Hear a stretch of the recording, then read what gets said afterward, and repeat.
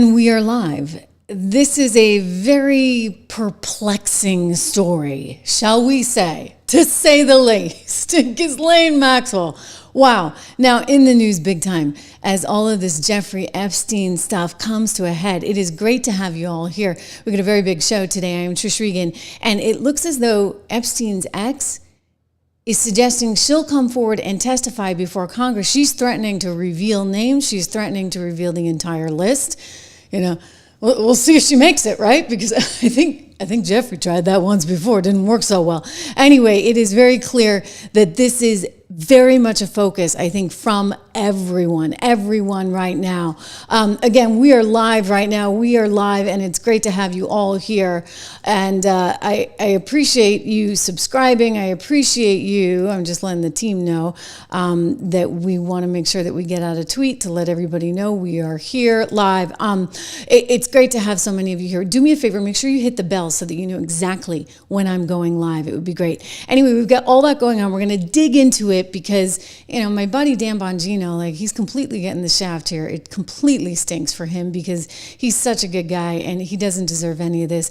Pam Bondi, it doesn't look like she's too willing to step down, nor is the president willing to toss her. So what does that actually mean? The president weighing in on all of this today. We're going to get to that. Plus, we get all these autopen pardons, which are now coming into focus. And Fauci, you may be in trouble, buddy boy, because it turns out that they were all autopenned. Everything, well, except for one. That would be Hunter Biden. Hunter Biden himself. That's the only one he signed off on. So that's a big deal. We got Tom Homan going nuclear on these sanctuary cities and nuclear, actually, on some heckler in the crowd. I want to show you some of that video. Meanwhile, Rosie O'Donnell, could she be kicked out of the country for good? She's already left, right? She's over there in Ireland. Lucky Ireland. And Donald Trump said over the weekend that he might consider revoking her citizenship. So we'll get into all of that. But we begin on this very important story right now because Ghislaine Maxwell, Ghislaine, however you say it, she's there in a maximum security, forgive me, a non-maximum security prison.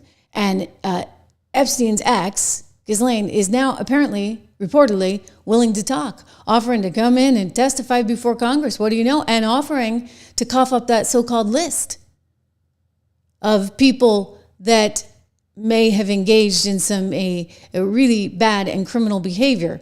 So is she the missing link in all this? You know, one of the things that has frustrated me about this story is that nobody's actually talking about Ghislaine. Like, they're all talking about Jeffrey Epstein, but I'm like, wait a second, we still have somebody alive who knows a lot of information. So why are we not getting anything from her?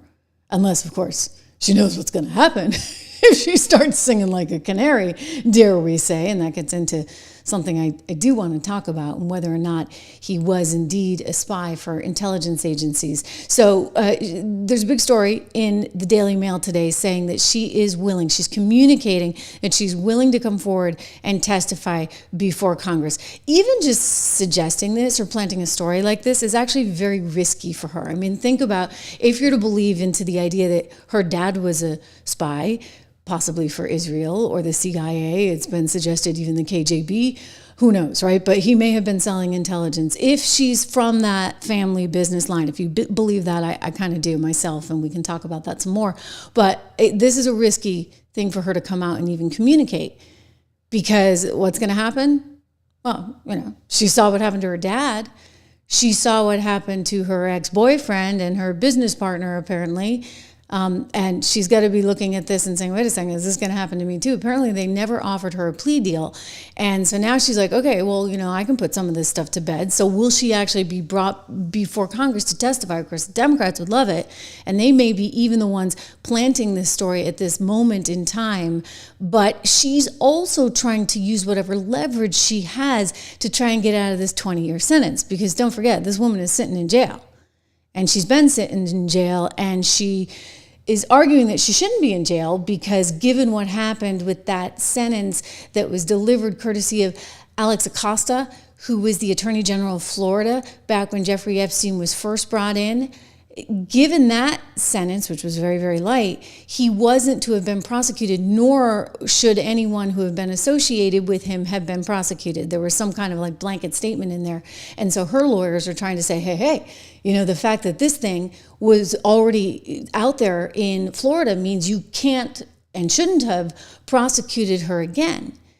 And so they've been going back and forth to the government saying, hey, this is not fair. This is not right. Weigh in on this, weigh in on this. And oddly, like nobody's weighing in on this. She wants an appeal. She's trying to appeal her case. And so as she looks towards that appeal, what is her leverage? Her leverage is that list. And so if she's, she wants out, like, and I suspect if she is in fact an intelligence op and maybe even Jeffrey's handler, if that's what she was, then she should know better than to say, hey, I'm going to sing like a canary unless you do this. Because that may have been perhaps what led to her her ex-boyfriend's downfall, her dad's downfall, etc. But let me walk you through what's going on. So she's got a case, and she's been asking for this appeal because she's saying, you know what, like they shouldn't have brought this forward against me because it had already been decided that you couldn't come back and sue again after what had been decided in Florida. It was something that actually Jeffrey Epstein was looking to appeal on as well. I told you I spoke with a source, I'll just tell you, the doctor for Jeffrey Epstein, and the day before he was gone, he was talking to his doctor saying, hey, I think I'm going to get out of here. And his whole idea was he was going to appeal based on what had happened in Florida, and they couldn't come back at him twice. He got a very lenient sentence in Florida, and there's been a lot of speculation, including today online, about that. Why would Alex Acosta, who went on to become Trump's labor secretary, why would he have given him such a lenient sentence? And according to the Daily Beast, the reporting at the time was because somehow somebody called him up and said, hey, this guy's one of us. In other words, he's working for our intelligence agencies, so go easy on him. That story has not been confirmed, and it's the Daily Beast, so I say take it with a grain of salt. But that's the thinking. Like somehow they let him off easy, which was really strange. And then they were like, okay, you can't go back. Well, this team, the legal team, for one, Ghislaine Maxwell, as she sits in prison, I think down in Tennessee, they're saying, hey, you shouldn't have done this. And so they keep asking for a response. And so far, no cigar. So they're writing here, only, quote, only because the United States did so in the Second Circuit and not elsewhere, her motion to dismiss the indictment was denied. Her trial proceeded, and now she's out there serving a 20-year sentence. Quote, in light of the disparity in how the circuit courts interpret the enforceability of a promise made by the United States, this is the motion to dismiss, they are saying, hey, wait a second, you need to take this up because there's an inconsistency in the law here by which the same promise by the United States means different things in different places and should be addressed by the court. So the Trump administration has a chance to say, okay, yay or nay, and they've been punting on this one over and over and over again. So according to a letter that Sauer, who is working for the Trump administration, sent, this is the attorney, he's saying, quote, we respectfully request under Rule 30.4, the rules of this court, a further extension of time, and including July 14th, 2025, within which to file the government's response. So tick, tick, tick. What is today, guys? It's July 14th, okay? So they still haven't given any kind of answer to her. And they're writing, the Trump administration is writing, this extension is necessary because the attorneys with principal responsibility for preparation for the government's response have been heavily engaged with the press of previously assigned matters with approximate due dates. So they're saying, like our attorneys are too busy, we can't get to this, and this is the problem. But they've applied for extensions twice. This is D. John Sauer. He is the pick for Solicitor General. And the fact that they've had two extensions now, and so now they're coming up on today, the current deadline, and she still is kind of nowhere, it puts her in a position where she's like, all right, you know what? I'm going to play hardball now, and I'm going to play hardball, and this means if you guys don't actually allow for this appeal to go forward, then I am willing to come out and testify and talk. And so now you've got like Democrats everywhere salivating. They're like, yes, this is exactly what we want. Jamie Raskin weighed in on this on CNN over the weekend.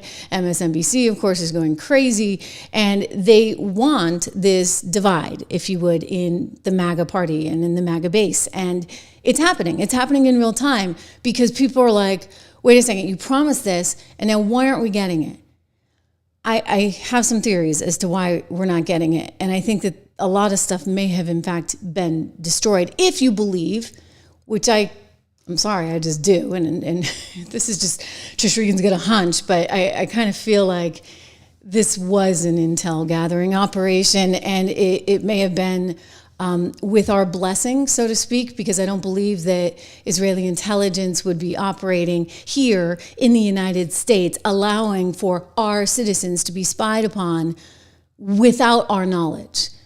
Okay, so somebody says this was, I think it's got to have been some kind of cooperation situation. Now, I know that Tucker Carlson came out over the weekend at the big event that Charlie Kirk had for students down in Florida, in Tampa, Florida, and one of the things that he was saying was this was for sure an Israeli likely operation. Now, I'm just going to say it would be very, very weird for the Israelis to be running an intel gathering operation and us not knowing when it is happening here, connections being made in the U.S. So I don't think the U.S. government is as innocent as some might hope we are, and that may have something to do with none of this coming out in the way that we expected and wanted it to. And so now, Ghislaine, right, who's sitting there in the not so high security prison, she's coming out and saying, well, I am going to go nuclear on all of you. And so what I'll be interested to see is whether or not she makes it, right, to live another day, so to speak, because the last time that happened, her boyfriend got, Dan Bongino wants us to believe that this was of his own doing. But I think everybody's really having a hard time with that. That's just the reality of it, okay? And this is the situation where if you don't have enough information out there and you consider the track record of the deep state and the government, we're all looking at it going, well, this doesn't add up. It doesn't make sense. I mean, consider the Hunter Biden laptop that was not supposed to be Hunter Biden's laptop. We had, for goodness sakes, the former head of the CIA, John Brennan, telling us that. You had Mike Morrell, who was the deputy director of the CIA, telling us that. You had Anthony Blinken, who became our Secretary of State, who had been a former Deputy Secretary of State under Obama. Wow, like he was organizing that whole big letter. I mean, that is really just awful. So they've lied to us so many times. You think about what happened with March 2020 and the virus that was invented in the Wuhan lab, but couldn't possibly have been invented in the Wuhan lab. And if you dared say that, whoopsie daisy, you're going to be in big, big trouble. Hey, we got to talk about Fauci coming up a little later in the show, because his little pardon could be null and void if it's so decided that Biden didn't really know what was going on. We'll get to that in a second. But you understand what I'm saying. In other words, there's been so much lying that when they say, okay, this is not the case, Ghislaine Maxwell was not a spy, Jeffrey Epstein was not a spy, like, why would you ever think that? We're sitting there going, well, of course we think that. And many, many people within the intelligence community have actually laughed and looked at this whole thing and said, well, if it wasn't actually an intel op, it sure as heck looked like one, right? It definitely looked like one. So the former Israeli prime minister is weighing in on this on Twitter, and he's trying to put to bed some of these accusations that Jeffrey Epstein somehow worked for Israel or the Mossad and was running a blackmail ring of compromise, so to speak. He said, I can tell you with absolute 100% certainty the accusation that Jeffrey Epstein somehow worked for Israel or the Mossad running a blackmail ring is categorically and totally false. His conduct, both the criminal and merely the merely despicable, had nothing to do with Mossad or the state of Israel. Epstein never worked for the Mossad.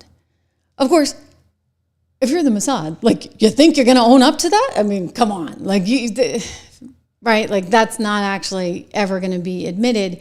And this is what you might call an off-the-books operation, if it was an operation, which it certainly seems like it was an operation, and nobody's living to talk about it. And the whole thing is just being put to bed like that. Why would you be putting this to bed unless you had something to hide? And maybe you do have something to hide, because maybe it would be pretty darn demoralizing for the world to learn just how bad, in fact, our government might indeed be. And so she's got some leverage here, and she's trying to use it. And whether or not she succeeds in this, again, I would be surprised. I think she hasn't spoken out enough or much, in part because she's no fool, right? She's no dummy. She knows the danger that she's in, and she's not willing to go down that path. She saw what happened to her dad, if you believe that he was a spy for Israel and, various other places, including possibly us. Again, this is all speculation, but they've written books on it, okay? So like it's maybe more than speculation. There's certainly a lot of information that's never been actually confirmed about her father. She was the youngest of 9 children, apparently his favorite, continuing on in the family business, first in media, and apparently he had all these intel connections.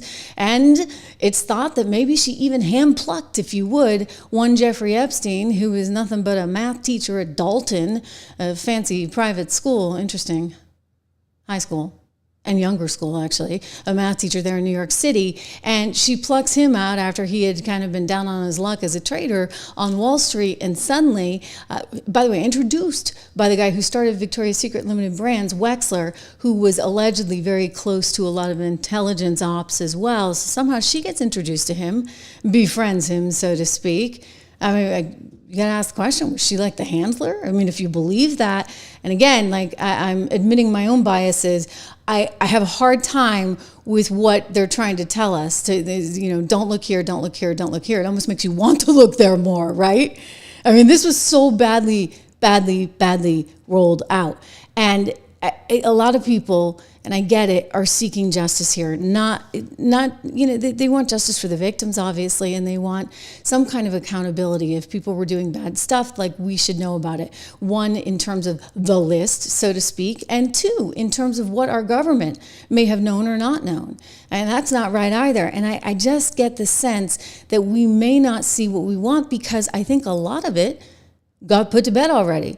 I was joking about Born Identity, right? If you've ever seen that series, when they'd close up shop, you'd have some operation in Timbuktu and suddenly they got to close down the op and everything goes away, right? Everything goes away. Everything gets shredded. Everything mysteriously disappears. People mysteriously disappear, and it's all made to look very, very,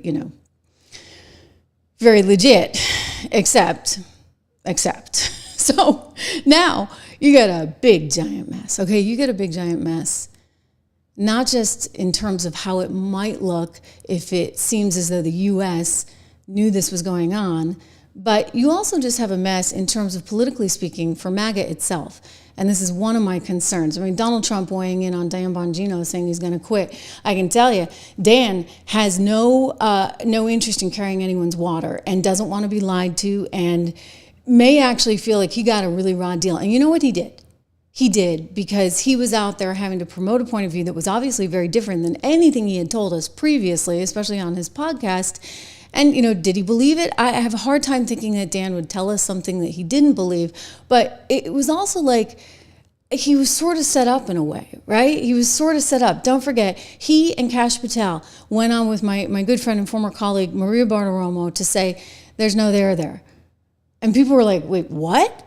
What? Let's go back in time. Remember this? Are we going to be surprised at what you learned? You know what, Maria? Kash is not kidding. We've been personally briefed extensively on every single detail, nugget, tendril of this case. 1 is actively in court right now, so out of respect for the case, it's probably more appropriate that I stay quiet on that. However, I'm not going to tell people what they want to hear. I'm going to tell you the truth, and whether you like it or not is up to you.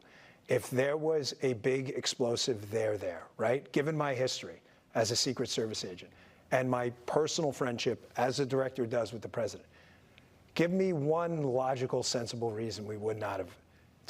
If you can think of one, there isn't. There in some of these cases, the there you're looking for is not there. And I know people. I get it. I understand. It's not there. If it was there, we would have told you. Okay. Again, I'm just gonna say, like, if it's a good op, you're not even going to be able to convince Dan Bongino otherwise. If this was done well, right, there will be a lot of questions, but they're also going to have something that looks pretty convincing, at least to some folks in the intelligence community. But anyway, Dan went out on a limb. He didn't look that comfortable during that whole interview. He said all that, and now he's kind of like, wait a second, you're not gonna release anything? Like you're not even gonna tell us who was on the list? You're just gonna make this whole thing go away? Wait, there is no list? And that actually has him at the point where I think he's uncomfortable enough that he feels he has to say, it's her or it's me. And so this came to a head. As you know, on Friday, we talked about it on Friday, we talked about it on Saturday. It came to a head, and Dan was at the point where, point of no return. He's like, it's her or me. And I had said on Saturday, I really hope that Donald Trump can convince him to stay because he's a huge asset to the administration. I'm not sure Dan is completely ready, willing, and able to stay at this point, but Donald Trump feels otherwise. Here's Donald Trump speaking just a short time ago, saying he talked to Dan. Dan's in the office today. Things are improving. Oh, I think so. I did. I spoke to him today. Dan Bongino, very good guy. I've known him a long time. I've done his show many, many times, and he sounded terrific, actually. No, I think he's in good shape. So he thinks he's going to stay. Again, we'll see. Like, this is not over. Trump also putting this statement out over the weekend and trying to say, like, I don't understand what's going on. Like, basically, you guys are all fighting and this is not good. What's going on with my boys? And in some cases, my gals, they're all going after Attorney General Pam Bondi, who is doing, he said, a fantastic job. And why are you guys so focused on this? And I would get back to this. Like, I think that people feel a little bit betrayed, right? I think Dan Bongino feels a little bit betrayed, so much so that they had this big fight, apparently Pam Bondi and Dan Bongino, in front of Donald Trump, in front of Susie Wiles, his chief of staff, on Wednesday of last week. And Pam started accusing him of leaking various things, including this story, actually, that was in News Nation, where, in other words, it was communicated that if Cash and Dan had their way, everything would be coming out. Well, duh. I mean, like anybody who knows Dan, I don't know Cash as well, but I've known Dan a long time, and like, trust me, Dan wants everything to come out. What reporter doesn't, for goodness sakes? I mean, Anna Paulina Luna also last week was weighing in on this, saying, and she's running that whole op, right, where they're going to be declassifying stuff. She's like, the American people deserve to know the truth about Epstein, regardless of who it impacts. And so there's all this evidence out there, and we ought to be able to see it. She's making that point, and rightly so, guys, rightly so. In other words, the more you cover up, the more the government really doesn't trust you. But remember, if in fact it's what we think, if in fact there's U.S. involvement, or at least, U.S. looking the other way, how's that going to look? Right? How's that going to look? And so what possibly might be going on is an effort to kind of make this whole thing go away, sweep it under the rug, and hope that, we can move on to bigger and better stuff. My only concern is that, this runs the risk of really hurting the MAGA movement because people are so angry. And part of that anger stems from Bondi having promised so much. Remember? I mean, she brought all the influencers in there. And she's like, here, I get phase 1, which was like nothing. It was basically a bunch of public information that everybody had already seen. Phase 1 of the Epstein files, here you go. There's going to be a phase 2. She promised that. And she kept saying, I'm going to get the documents. And then she's like, I got the documents and we're just reviewing them. She was really angry, she said, because she had been promised all these documents and at first didn't get them. And so she handed the influencers a bunch of stuff that was kind of, a nothing burger, and then went on to Fox to try and save her reputation, telling Hannity she's going to get more stuff. We all did. And the FBI handed over a couple hundred pages of documents. But, Sean, I gave them a deadline of Friday at 8 a.m. to get us everything. And a source had told me where the documents were being kept, Southern District of New York, shock. So we got them all by, hopefully all of them, Friday at 8 a.m., thousands of pages of documents. I have the FBI going through them, and Cash is also, now that we have Cash here, it's a game changer, of course, and Cash is going to, Director Patel, is going to get us a detailed report as to why the FBI withheld all of those documents. Okay. Okay. I want so, but all right.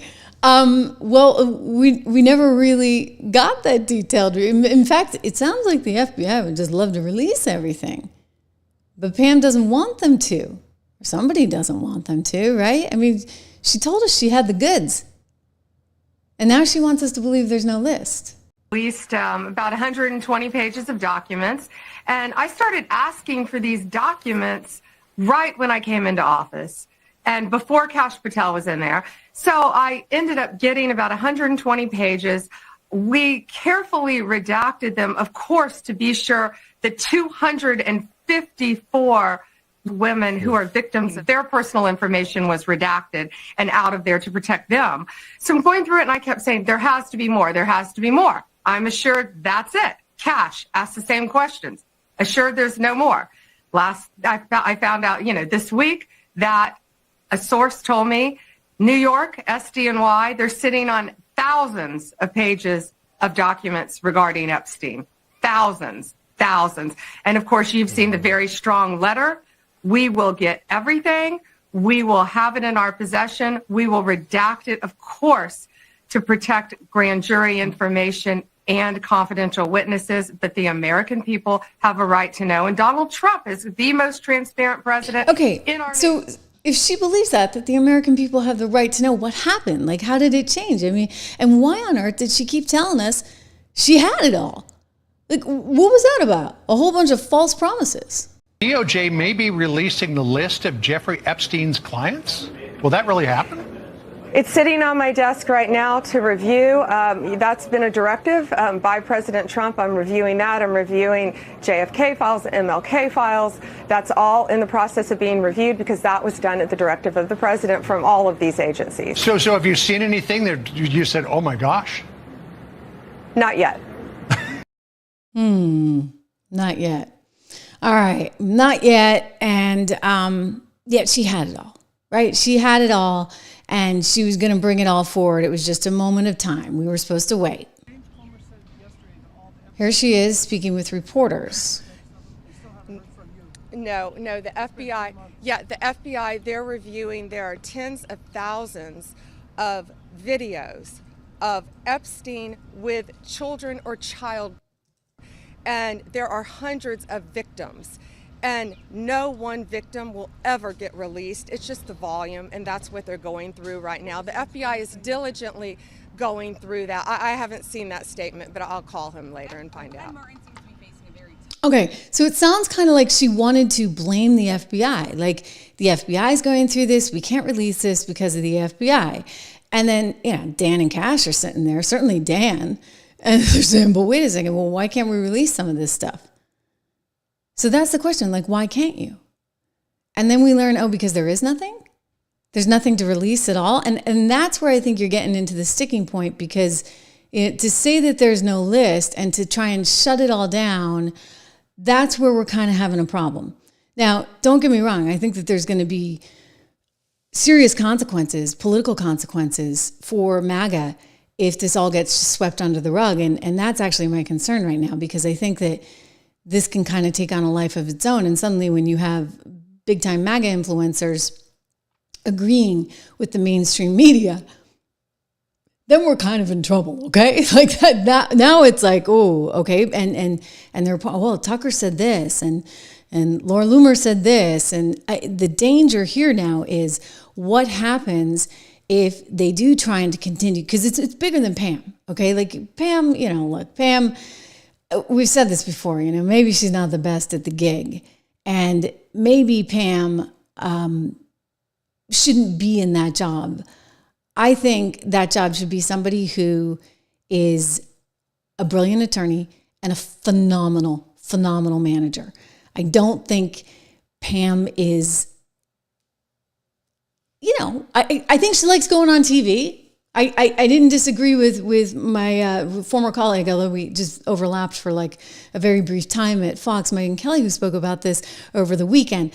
I don't love that it's taking on a life of its own in a way that is going to put enormous pressure on the president because ultimately the decision is going to be his, right?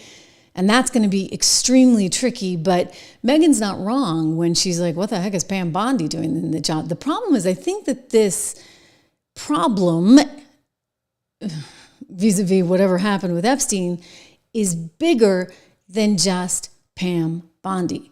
I mean, gosh darn, it may be bigger than Trump. Anyway, I want to play you an excerpt from what Megyn had said there on stage at Turning Point USA. Here we go. I blame Pam Bondi.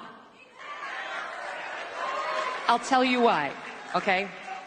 I have nothing, yes, incompetence, yes. She is the reason that things are unraveling around this story right now that virtually all of the Republican Party cares deeply about.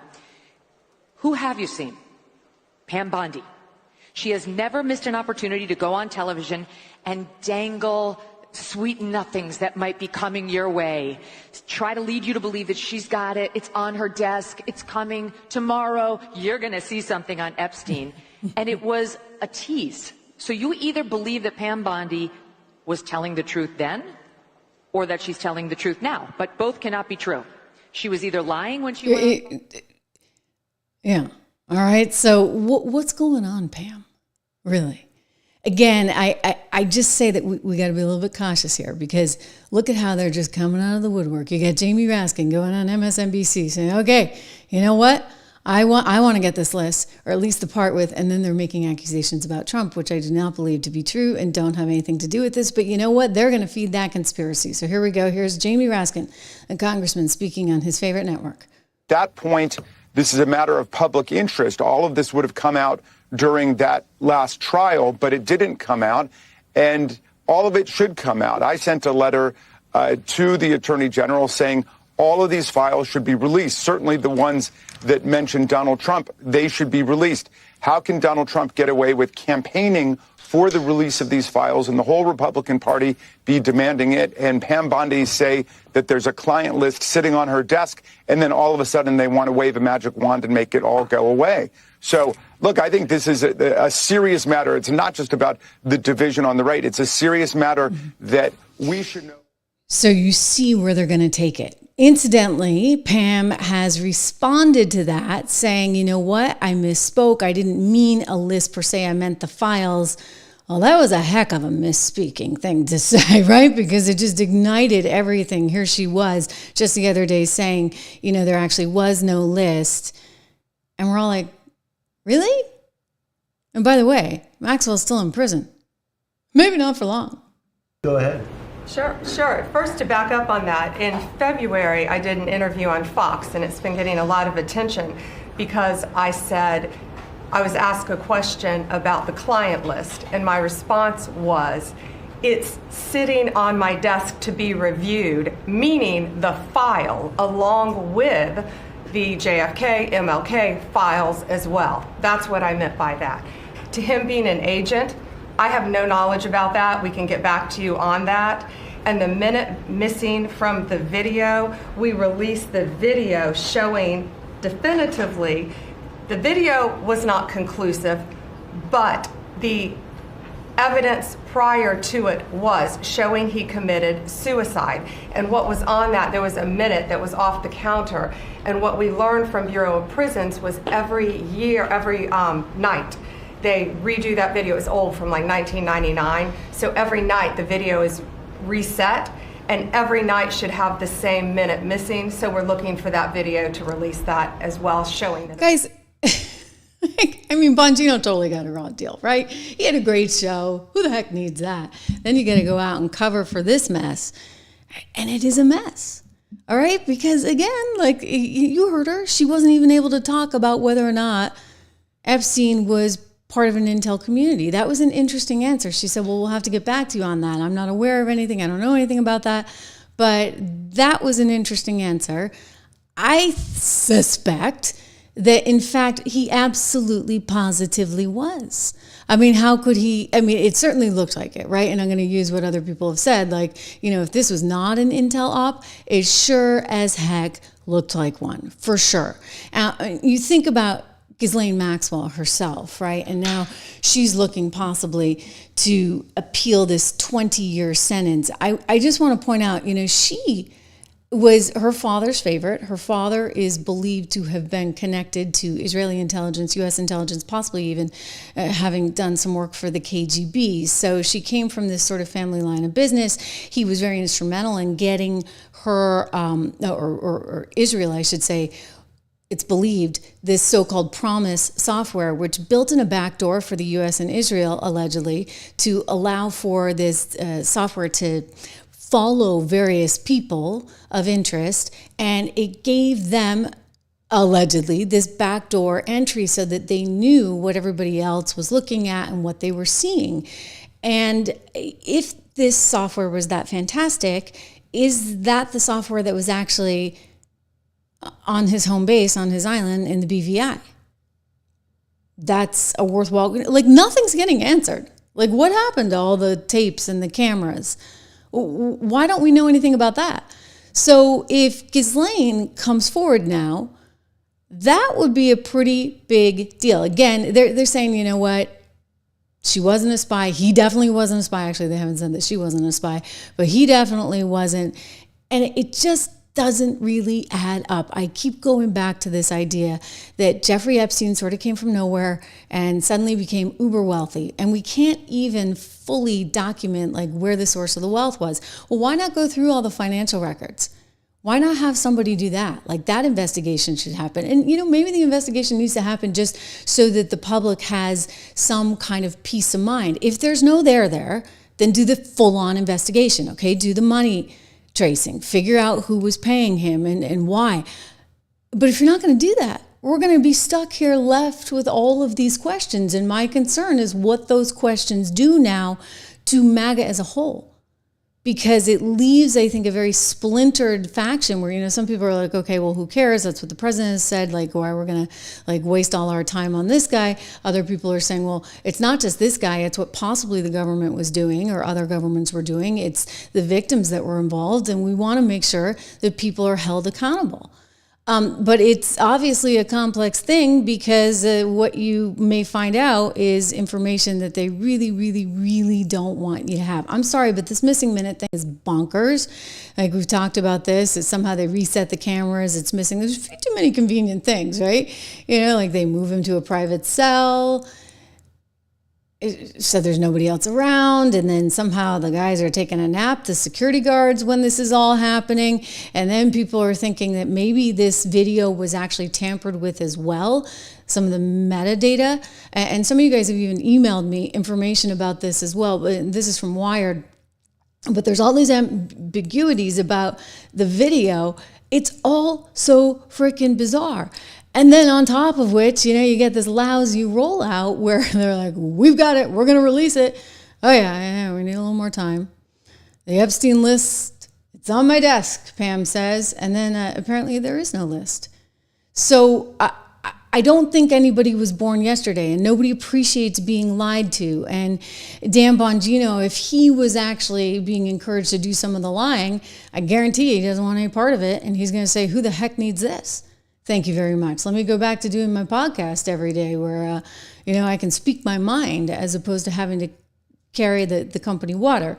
But again, I point out with some caution that the left is going to use this for all it's worth. We heard evidence of that, not just from MSNBC with Jamie Raskin, but also over on CNN. The MAGA base has felt so strongly about Jeffrey Epstein since his crimes came to light. And this has been sort of a rallying cry on the right. There's been some of it, by the way, well documented, his crimes, others that kind of turn over into the conspiracy space, thinking that prominent left-wingers are going to get wrapped up in this sort of network that he was associated with. But this is the first time I can really remember that Trump is sidestepping his base and not doing what they're very vocally asking him to do. And so as there's these calls now by some on the right for Pam Bondi to step aside or to resign and be fired, the thing I would say is if Donald Trump wants all of the information the government has on Jeffrey Epstein to be released, he can make that available. He can direct the Attorney General to release it. he can move to whether it may be law enforcement sensitive to declassify that and make it public. So the fact that he's not, I think, raises a lot of questions. And this is an issue this White House is not going to be able to make go away overnight. This would be a convenient time. Another White House would be able to say, hey, the Department of Justice is independent. We don't tell them what to do. But that is not how this DOJ and this White House operate. So folks are going to expect Donald Trump to weigh in on this. Well, that's the thing. I mean, it's very easy for the Laura Loomers of the world or whomever to blame this on Pam Bondi. He's not wrong. She's not wrong. In other words, at some point, this is going to escalate, and it's no longer going to be Pam's fault. It's going to be somebody else's fault, and it's going to be the big guy's fault, right? Like that's the danger here, I think, for MAGA, because I think a lot of people wouldn't be able quite, they'll forgive him a lot, but they're having a hard time with this. And I'm seeing this in your comments, guys. I'm seeing this in your comments and your reactions, and some of you have reached out to me. I'm seeing this just anecdotally in people that I've talked to. This is going to be a hard one. And it's something that, do you ever watch Scott Adams? He's got like a show he does, really kind of neat over on Rumble. I want to play you a clip from Scott Adams where he's saying, look, I get it, but... And he's making the point I'm making, that this is starting to get kind of risky in terms of the overall movement as well. Here, listen. So would you agree that if the normal court system and the way we deal with crime is that we want full disclosure and we want the public to, except for very special cases, we want the public to know everybody who's accused. We want to know who the accusers are, who the victims are. We want to know the names of the lawyers, the judge. We want to know it all. And that's a reasonable standard for justice. Would you agree? That if Epstein is a criminal situation, and the way we handle criminal situations is we want maximum disclosure. It's worked before. There's no reason this would be different. Would you agree? That's a perfectly reasonable take. And that's what most of you have settled on. And now I'm going to flip you to my point of view. That's the wrong frame. It is a criminal situation, and everything you think about it fits that criminal situation frame. But here's the frame I put on it. It's a commander-in-chief decision. Commander-in-chief. Okay. So if it's a commander-in-chief decision, that's why I'm just saying we're playing with fire here. And MAGA is going to really be at risk of, not saying that we don't deserve all this, but this is going to be a tricky one, right, to navigate. Like, how do you, maybe the answer, I'm speaking out loud, I'm thinking out loud, I think as I talk here on the show, I'm looking at all your comments. Thank you so much for weighing in, because, how do you get out of this? Maybe you get out of this by at least providing some transparency, whatever transparency you can, without completely just blowing open what I think might be there, which is that if he was working for foreign intelligence services, we knew about it. And we didn't do anything about it because guess what? We were in on the act. That's my personal belief. And that's going to be demoralizing and horrible. And, even Donald Trump perhaps doesn't want all of that to come forward. But is there somewhere in between where at least we can feel like some justice is being done? And that the perpetrators and the people that, you got victims here who engaged in this behavior. We need to know a little more about that. And maybe Maxwell will be the key. If she makes it that far, right? She's saying she's going to talk. She's willing to talk, apparently. I think that this story may have gotten planted by some Dems who definitely want her to talk, or at least frighten some people. I don't know. I don't know. But somebody put this story out. And if she's really willing to speak, then that kind of is the whole game changer. If she'll tell the truth. If she'll tell the truth and she will talk about who's on the list and what actually really went down. So maybe that's the middle ground here. You bring her in for testimony. The other person I would like to see brought in for testimony would be Alex Acosta. In other words, what did he know to make the decision that Jeffrey Epstein should not get a really bad punishment that one normally would have gotten in the state of Florida for what he was being accused of doing? Why did they do that? And is there any there to the Daily Beast report at the time that he was told, oh, this guy's one of us, he's one of our intel ops, he belongs to us, don't do anything too crazy. Give him a decent enough sentence so he can go on his way. We need to ask Acosta that. Again, former labor secretary, bring him in. Bring Maxwell in. I mean, let's learn what we can learn, again, without, because I think that the MAGA movement is not going to sit by and allow this to happen. I think it's going to be very hard for people to move on here because we're all about transparency and we're all about what's fair and what's right. And you think about deep state and what they did do. And if they cover this one up, are they going to do more stuff in the future? That's the reality of where we are right now. As for Bongino, look, I don't know if he's going to stay on. I really don't. I think he's kind of had it, and he doesn't want to be part of this. And I get it. We'll see if the president is able to keep him. He's a good egg. But there's a lot going on in this particular moment in time. Also a lot going on with the autopen scandal. This thing's heating up. And as I told you, you know what? Fauci, you might be in trouble because those pardons could be null and void.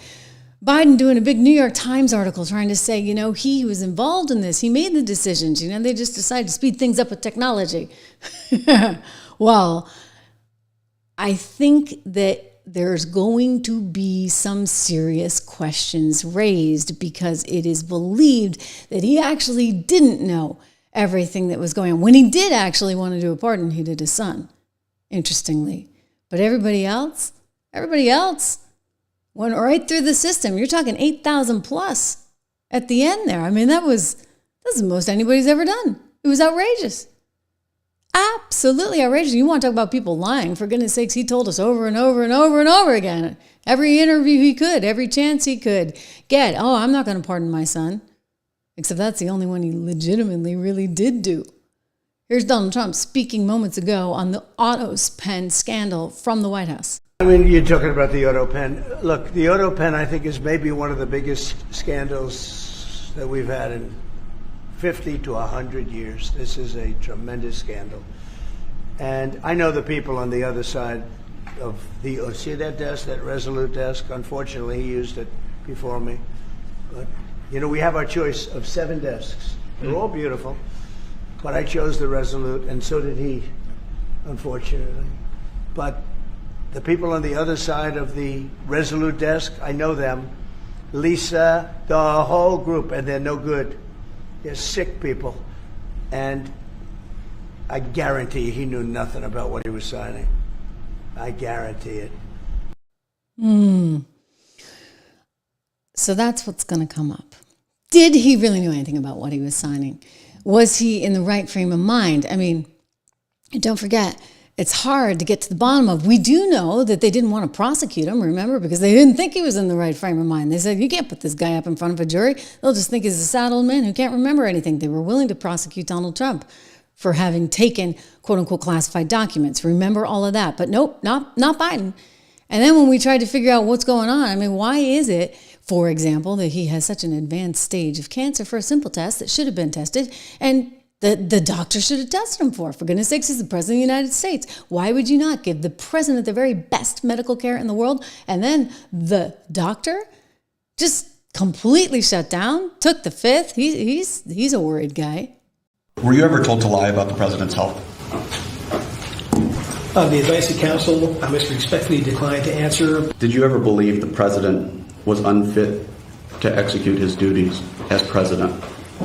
On the advice of counsel, I must respectfully decline to answer. Are you declining to answer the question put to you solely on the ground that you believe the answer will incriminate you? On the advice of counsel, I must respectfully decline to answer based upon the physician's patient privilege and in reliance on my right under the Fifth Amendment of the Constitution. So he's not talking much, okay? So this scandal's getting bigger and bigger and bigger. And if it turns out that Biden didn't know who he was signing off on, then can the Trump administration call those null and void? Many believe so, which would put one Anthony Fauci in a really, really bad spot, because it has now come out that, guess what? Anthony Fauci's pardon was done by the autopen. So if the autopen is null and void, because the president didn't know what he was signing, even though he's trying to suggest he did, I'd like to see if he knows all 8,000 names on there, right? If you read them off to him, does he even know who they are? Probably not. He only knew one guy, and for that guy, he signed himself. Looks different. It looks authentic. In fact, if you look at the last name, it almost looks like the president was having a hard time spelling his last name there. Is this White House of the opinion that the only pardon that would count is one that the president signed himself? It's very interesting. Very interesting props. If you want to bring them to my office later so I can take a closer look, I would like to do that. The president is making a good point when he discusses the usage of the autopen. Who was running the country for the past 4 years? Perhaps those documents were signed with the autopen, something that this, I believe the Department of Justice is looking into. As you saw, Ed Martin made an announcement at the Department of Justice this morning to launch an investigation, because the American people deserve answers. Is there any concern that this president, who won the election on a promise to fix the economy and close the border, that focusing and scrutinizing these Biden pardons is looking into the past instead of looking forward? I think in comparison to the amount of time this president has spent on securing the border, on fixing our economy, I just read out for you an entire list of economic accomplishments.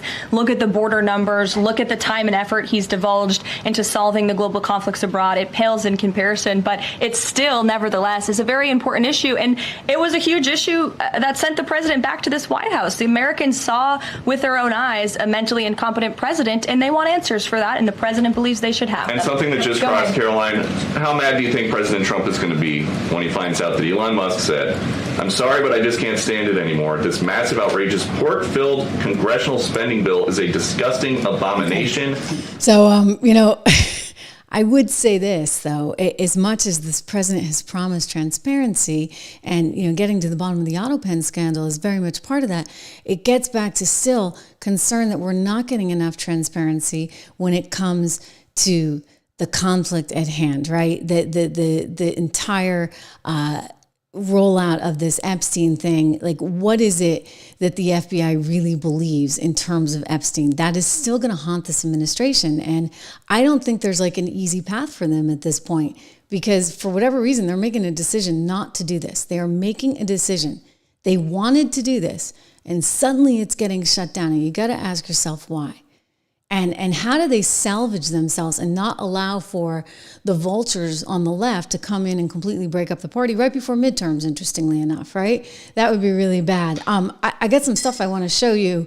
We can go back to Ghislaine Maxwell in a moment, but I want to show you something from Tom Homan, because he just called out this heckler down there in Tampa, Florida. It was absolutely hysterical. Before we do that, reminder, we're fully independent here on the Trish Regan Show. We love it that way. Independence is a good thing. Make sure that you help support our sponsors and continue our independence here by going and checking out Balance in Nature. I'm really, really, really, really suddenly very in touch and in tune with ingredients lists. Maybe I credit, I do credit RFK Jr. with this, because I don't think I ever was so laser focused. The poor kids, they don't get any Fruit Loops anymore. Maybe they will in the future, because, Ferraro just bought them, the Italian company, and they don't like any of those bad ingredients. So maybe they're going to redo Fruit Loops.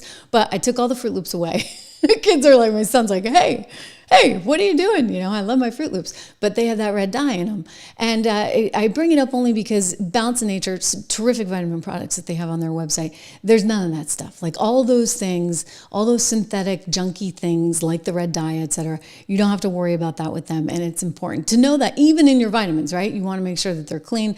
Go check it out, balanceinnature.com. You get 35% off if you use my name. So use the name Trish, Trish, 35% off. You get free shipping and money back guarantee. So doesn't work. You don't like it. No harm, no foul. Tom Homan down in Tampa at Charlie's event, their Turning Point, totally nuking this heckler. I wanted to show you this one because this is what we call in the business some pretty good sound.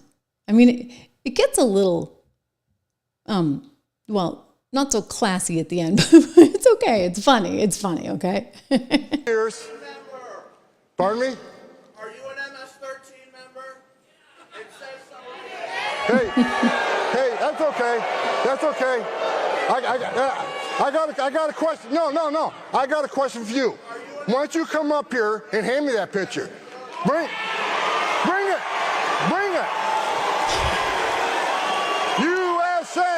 USA. He's got the crowd.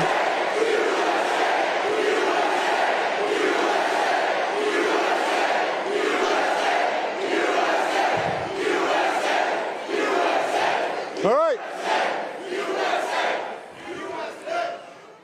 Here we go. They got morons like this all over the country. Whoa.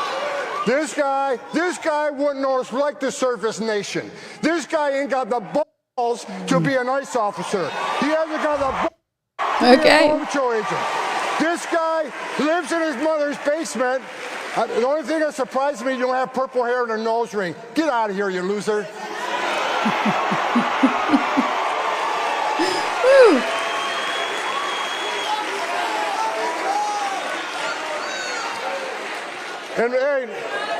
And you're such a badass. Meet me off stage in 13 minutes and 50 seconds.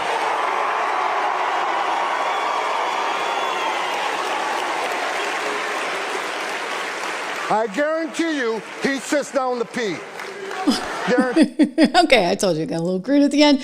But anyway, Tom doesn't mess around. He was kind of fired up. The kids were fired up. I'm not sure how that guy got in there, but I'm sure he saw his way out pretty quickly. Tom making it very clear he backs the president's policy. They're not going to allow for amnesty, even for people who came here, right, to support farmers, workers, etc. Him saying this just this past week. I can tell you one thing, though. One thing I'm reading in the media that's not true. There will be no amnesty.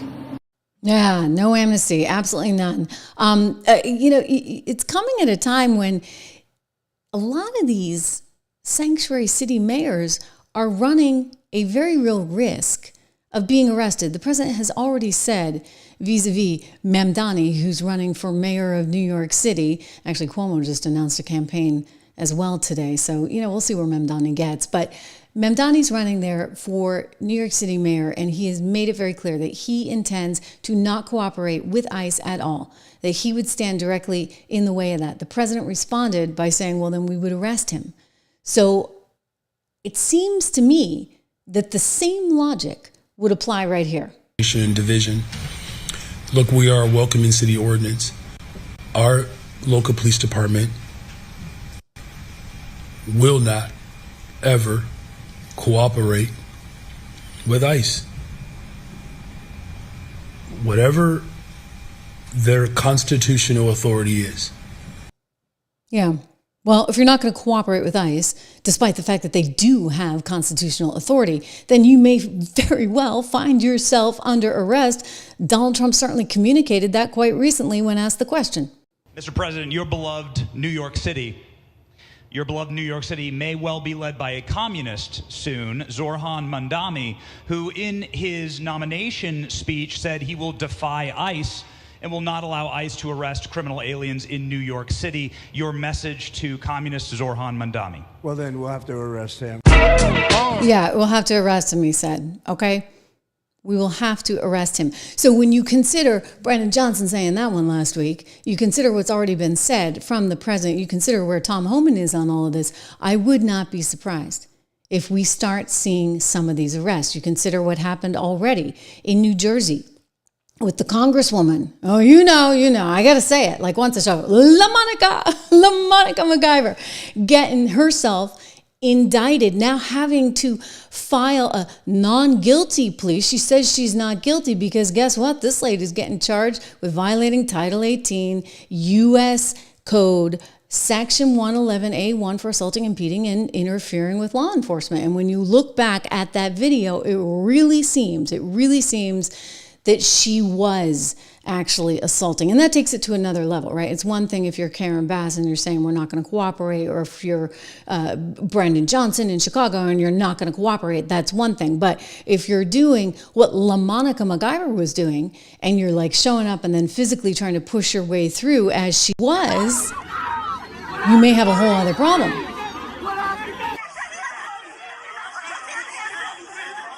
Unbelievable. Unbelievable. And I think that's gonna, she could very well find herself in a whole lot of trouble. And the other guys too, and the other gals, right? All over the country. If you're gonna stand in the way of federal law, it just doesn't work that way. Go back to Alabama, 62, 63, and George Wallace, that's why you had to come in. And they did this in California recently, where they nationalized the National Guard. California's National Guard getting nationalized because you cannot have all of these people making things up themselves. It just doesn't work. My only question to you, I'd say a question back to you is, which laws in the United States should be enforced and which ones shouldn't? I mean, my job, here's the deal, guys. My job is not to pick and choose which laws we enforce and which ones we don't. We have laws in this country, and they matter. If you want the law changed, go to Congress. When's the last time you went to Capitol Hill and told your senator or representative to change it? That's what they need to do. This is the perfect time for Congress to make a decision on how they want people in this country to be able to have an opportunity to come here legally and to fix this. We, as law enforcement officers and as a national security department and agency, my job is to uphold the law, and that's what I will continue to do. Period, right? Period. End of story. So they're saying no amnesty. As for all of these crazy people all over the country that think that they can take things into their own hands. As for Brandon Johnson, who thinks the Constitution doesn't apply to him, well, good luck. You know what? The Constitution does apply. It applies to everyone. And both sides, right? This is why Donald Trump is getting himself in trouble when he says he wants Rosie O'Donnell kicked out of the country. For good. I mean, she's already out of the country. She left on her own, quite willingly. Poor Ireland got her. Quick mention for one of our great sponsors here, new sponsor on this show. I wanted to give a heads up for all of you. I love this because, we're looking at Bitcoin, what is it, 120K and plus today? It's just amazing. It's just been what a wild ride. What if you could actually get Bitcoin via your credit card, right? I was looking at my Amex points the other day, and let me just say, my Amex points don't go as far as they used to. And I'm looking at Bitcoin, it's at 120. I'm like, ooh, this feels high. Because, when I saw it at 104, it kind of was like, ooh, it's getting high. Well, what if you could get a portion back of everything you spent in Bitcoin? That's what this new card does, and it doesn't charge you any annual fee, anything like that. Go to Gemini.com/Trish. Use that right there. I'll put it in the show notes. We'll make sure if you want to go back and check, it'll be in the show notes, the link. Gemini.com/Trish for $200 in free Bitcoin. You have to, there's certain terms and restrictions that apply, so make sure you read the fine print. But I think after 3 months, you get the 200, and then you get a certain portion back. We've been telling you at 76 Research, buy Bitcoin, buy Bitcoin, buy Bitcoin, and I hope you did, because, you'd be very happy if you did. We've told you to buy a lot of things. I really want you to get our research. So go check out 76research.com. I think you'll be really happy if you subscribe to this. If nothing else, just get the simple product. Go and get the 76 report. It's just $1 a month with code word dollar. Do that today. Okay. Turn into Rosie O'Donnell. I told you. Trump's threatening to kick her out. Rosie, you're done, right? You're over there in Ireland. Let's make sure you're over there for good, is his view on this. Apparently she said some things about him on some interview in Ireland and talked about, he doesn't like me because I'm the kind of person of his generation that wouldn't have liked him when we were in high school or something. So it goes that far back. Ooh, I don't know about that. But she decided to spout off again, and he decided to spout off too. So now he came out and said, you know what? Why don't you just leave the country? I'm going to take away your citizenship. Technically, he can't do it. He knows that too. But I think, maybe he felt like people needed a distraction from the Epstein stuff over the weekend. He was asked about Rosie O'Donnell outside on the tarmac today. Let's hear his comments. 97.3. So Rosie O'Donnell, she went on Chris Cuomo's show recently. She blamed you for the fact that she's overweight, depressed, and drunk. What do you say to that? Do you think PDS is going to ever be a DSM-5 diagnosis? I don't know about Rosie. I watch Rosie. Rosie's a mess. She's a mess. but she left our country, which is a good thing, not a bad thing. Okay, she's a mess, and she's out of here, at least for now. The podcast that they're referring to is actually Chris Cuomo, brother of Andrew, that's going to be running again. He announced it today. Take a look at this. She really does seem like she's not doing too well. During his first go-round, it was very difficult, and I got myself into some bad places. I was very, very depressed. I was overeating. I was over-drinking. I was so depressed, Chris. I can't, it hurt my heart that America believed the lies about him, and then it broke my heart to be in a business that creates and sells those lies for profit. It was very heavy, to tell you the truth. Well, she says she's on the mend now. Apparently, the Irish culture is helping. I'm sure it does. People are very friendly over there. But Trump's like, I don't think we need you back. Here's what he said. Because of the fact that Rosie O'Donnell is not in the best interest of our great country, I'm giving serious consideration to taking away her citizenship. She is a threat to humanity and should remain in the wonderful country of Ireland if they want her. God bless America. So that was out on Truth over the weekend. I will tell you, he knows he can't do that. He can't do that. But, maybe it's a little bit fun to talk about it. And it is a little bit of a distraction from all the Epstein stuff going on right about now. But I don't know. We'll see. Ireland, could she get citizenship over there? I wonder. They're pretty tough on that. They're very strict. Hey, everybody's strict except for us. The president of Ireland was recently asked about Rosie moving there. He didn't even know who she was. Watch. Ireland is known for very happy, fun-loving people. Great attitude, many in this room right now that I've met.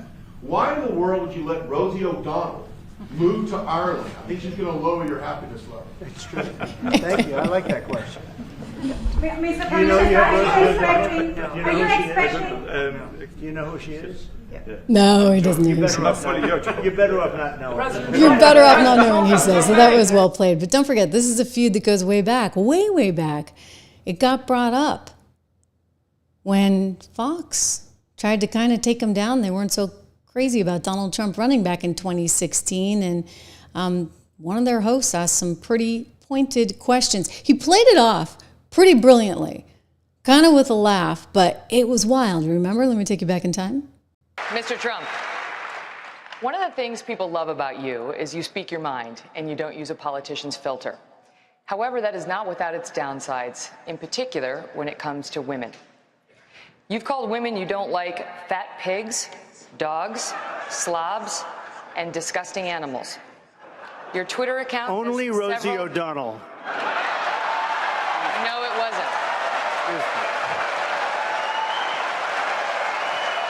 Your Twitter account... And she goes on. But in other words, that was a moment, right? That was a moment. I would say it's possible Donald Trump was trying to distract and maybe bring some levity to the situation, because you have a base of people right now that are really, really, really angry. Okay, and they're angry because they had expected some justice in terms of the Epstein situation. I'm going to tell you right now, it's possible that if she indeed is to testify, that maybe that justice actually happens. This is not an easy one for the Trump administration to negotiate. And what I would say is, I've never really, as long as I've covered him, I've never seen the base so fired up against him at this moment in time. Granted, they get mad from time to time, and we all do, right? But this is one that is sort of taking on a life of its own, and it's very risky, frankly, for the party and for Donald Trump right now. And I think he has to pay attention to this base.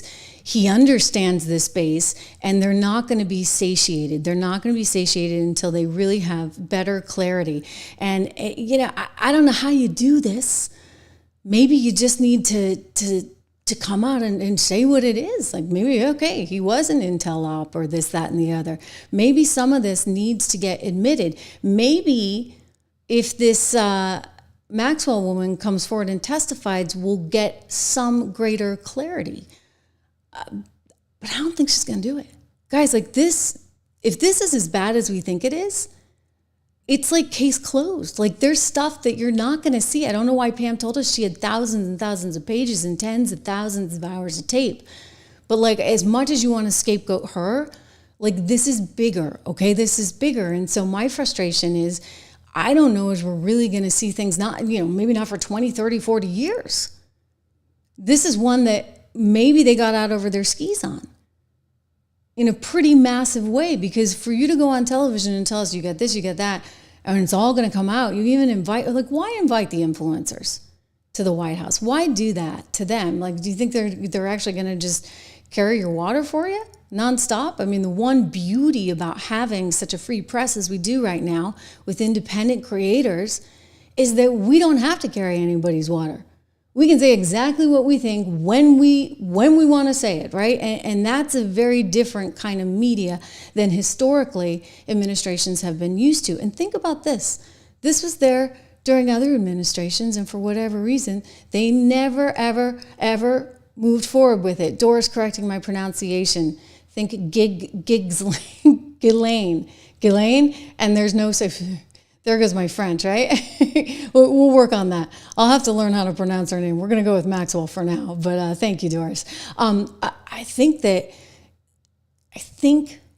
my own suspicion, and I have nothing other than just common sense to add this all up, is that it would look really, really, really bad. Thank you, peace of my mind. I do carry my water in my Live Free or Die mug. It would look really bad for the United States of America right about now if this all comes out the way we think it might, okay? Like that, and that's what they're hiding from, and that's what they're afraid of. But it was a huge mistake to promise, to keep going on television and promise and say, I've got this and I've got that. And you know what? You ought to know the landscape before you get out there and do that, because it was only setting everybody up for a bigger disaster.